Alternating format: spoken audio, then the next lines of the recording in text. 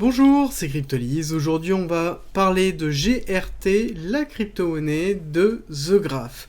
Alors, le The Graph, qu'est-ce que c'est? C'est une API pour mutualiser et simplifier la gestion des blockchains. Alors, pour être plus précis, globalement, ça indexe les blockchains, donc tout simplement, ça répertorie ce qui est présent sur les blockchains, mais pas que. Ça les structure, et ça c'est vraiment le principe même, c'est-à-dire que ça va réparer tout ce qui est présent sur toutes les blockchains, et ça va les structurer d'une façon unique. Alors vous allez me dire, ça sert à quoi principalement? Ça sert, lorsqu'on est développeur, tout simplement, de ne pas se soucier de quelle blockchain, comment est structurée les données dans la blockchain, où est-ce que se trouve cette information, quel est le champ qui représente cette information, et on a tout simplement à ponctionner et à utiliser The Graph. On sait qu'on va aller chercher par exemple l'ID du token sur peu importe, sur n'importe quelle blockchain, on aura toujours la même colonne à aller chercher et on aura toujours la même information à aller chercher. Ce qui simplifie grandement l'interopérabilité, l'écriture d'applications et l'utilisation d'applications multi-chain. C'est vraiment quelque chose qui est très très fort et essentiel en termes de gestion, tout simplement, du développement et de l'interopérabilité des blockchains dessus. Donc il y a The Graph et aussi un second concurrent qui est Covalent derrière. Donc les deux globalement se valent. La grosse différence que l'on peut trouver au niveau de The Graph, c'est notamment les subgraphes qui sont principalement des graphies, enfin en tout cas la possibilité à avoir des sous-réseaux qui vont avoir eux-mêmes leur propre indexation et leur propre gestion en fait de sous-indexation.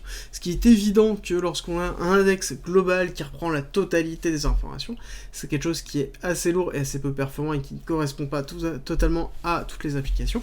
Le fait d'avoir des subgraphes permet justement de résoudre cette problématique-là. Alors comment ça fonctionne exactement? On voit qu'on a les blockchains, on a à côté les storage, donc sur lequel on a toutes les informations qui sont stockées, et on a justement les networks peer-to-peer qui sont ici.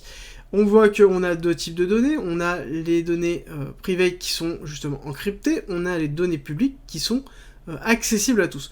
On voit que derrière, on a une indexation des données publiques pour avoir des recherches et une facilité d'accessibilité, une vitesse d'accessibilité. Et à côté, on va avoir notamment une API qui va permettre de tout simplement récupérer ces données encryptées et de la gestion de ces données cryptées et l'indexing en même temps de façon simplifiée. L'avantage d'une API, c'est que globalement, c'est très simple d'utilisation, notamment n'importe quel développeur qui fait un petit peu de développement, c'est utiliser une API, consommer une API, et donc ça permet d'avoir une facilité extrême d'utilisation. Alors, The Graph, c'est plein de choses. C'est déjà une fondation qui est derrière sur lequel on se retrouve tout simplement avec une gestion des fonds pour l'écosystème de The Graph, avec des incentives qui sont poussés régulièrement. On a des levées de fonds que je vous donne notamment régulièrement sur tout simplement la quotidienne, où on voit que The Graph lève des fonds pour pouvoir continuer son développement. Donc c'est quelque chose qui a pour vocation tout simplement à avoir une place très très forte. Il y a beaucoup de grosses applications qui utilisent The Graph, parce que déjà, c'est quelque chose qui existe depuis longtemps et qui marche très très bien depuis longtemps. Et ça, c'est important à préciser. Ensuite, au niveau de la max supply, on a quand même une grosse max supply qui est quand même de 10 milliards de GRT. Donc là, il faut vraiment l'avoir en idée. Et on a une total supply de 10 milliards. Donc on est plutôt pas mal en termes de supply, malgré le fait que c'est un petit peu élevé. Et on va attaquer justement la partie technique pour voir ce qu'il en est.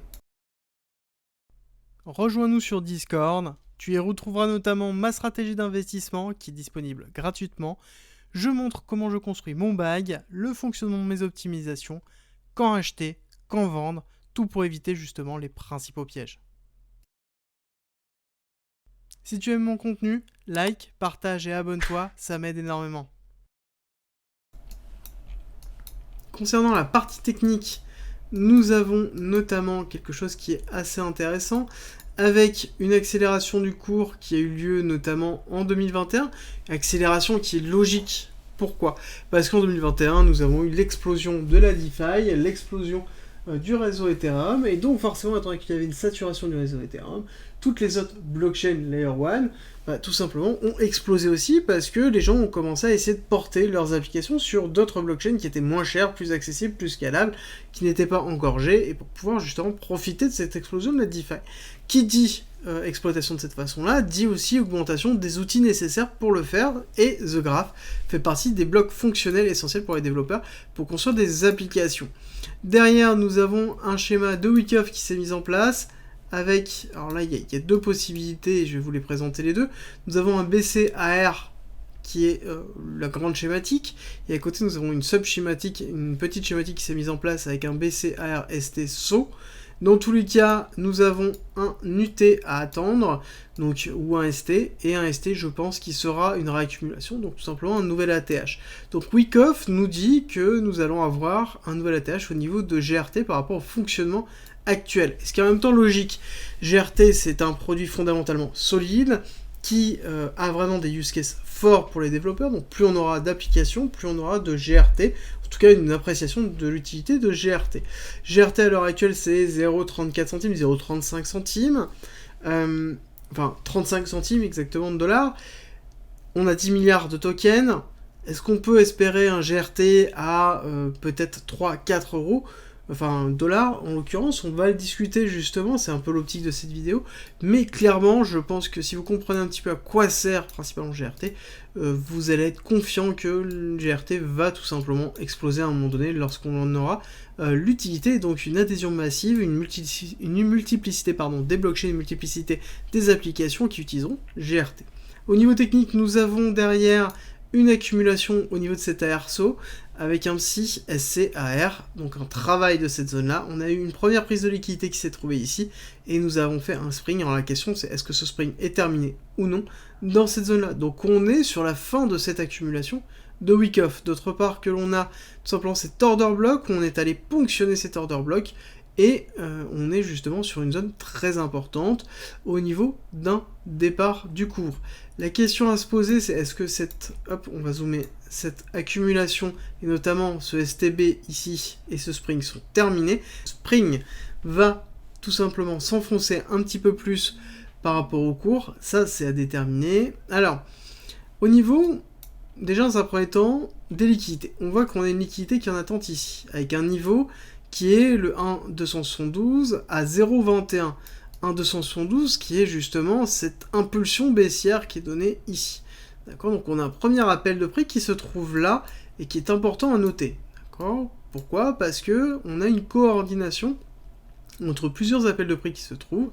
Un, quand on regarde tout simplement cette impulsion baissière et ce retournement qui a eu lieu ici, on voit qu'on aurait du 1 pour 1 qui se trouverait ici, mais en l'occurrence par rapport à la mèche d'aujourd'hui. Donc là actuellement on a fait du 1 pour 1. C'est-à-dire que cette impulsion baissière nous dit par rapport au tracement que globalement on a fait 1 est égal à 1. Donc cette impulsion est égale à cette impulsion-là. Ok. Donc il y a deux possibilités. Soit on valide le départ tout simplement du spring, donc on considère que ce spring est terminé et on va partir justement sur une accumulation forte, à savoir que l'on aurait une schématique de vague 1, vague 2, d'Elliott, avec possiblement vague 3, vague 4, vague 5, donc qui nous amènerait justement sur des plus hauts, et donc une fin du spring, une fin de l'AR et une fin du saut. Donc on aurait fini toutes ces schématiques-là pour aller faire lutter et faire un nouvel ATH. En plusieurs étapes, certes, mais néanmoins on aurait cette vocation à aller plus haut. Mais on a les prochains objectifs qui sont ici le 2,72, 2,82, qui se trouve en corrélation avec la liquidité et le niveau suivant. Donc on a globalement un appel de prix qui est assez fort au niveau de 0,24 à ici, tac, 0,21. D'accord, donc là on a vraiment un gros appel de prix qui se trouve ici. Donc on pourra avoir une continuité du spring ici pour enfoncer tout simplement cette zone-là. Pourquoi ? Parce que tout simplement on pourra avoir ici une deuxième accumulation qui est en cours, PSI, SC, AR prise de liquidité du PSI, STB, là, donc là on attend au moins une prise de liquidité, voire potentiellement un spring dedans.